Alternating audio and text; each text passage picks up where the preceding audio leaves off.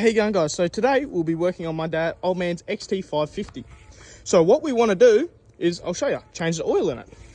So I just recently got this running on the YouTube channel, as you may seen, or you have to go and look. But as you can see, really low on oil and it's dirty. Since it's been sitting for a couple weeks, I'm gonna start it up.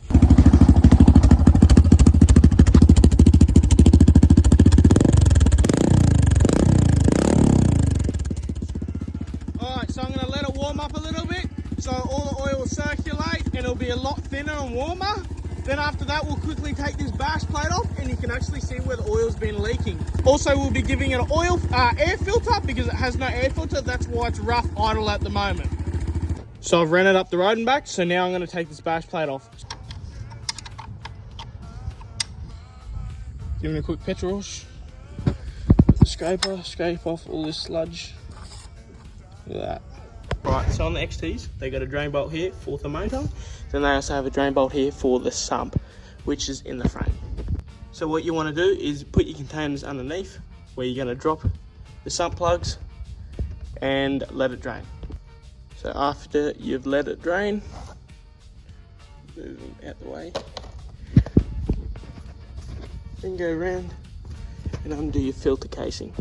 So all you got to undo is these 3 Allen key bolts, and once you've undone that, you take your dirty old filter out, you put your new filter in. Also, I'd put some lube around the rubbers, I do anyway.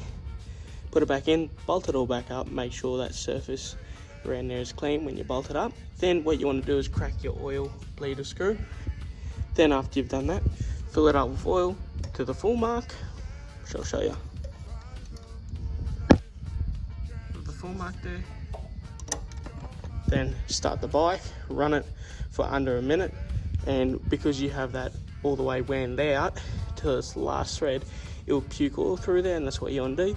Wait until the oil drips onto the floor, tighten that back up, fill your sump back up. Also make sure you use your proper Yamaha lube and your Yamaha filters. Then after you've ran it, check your oil, your dipstick again, top that up to where it's full, and then that's pretty much it for the service. So you got to do to the XT550.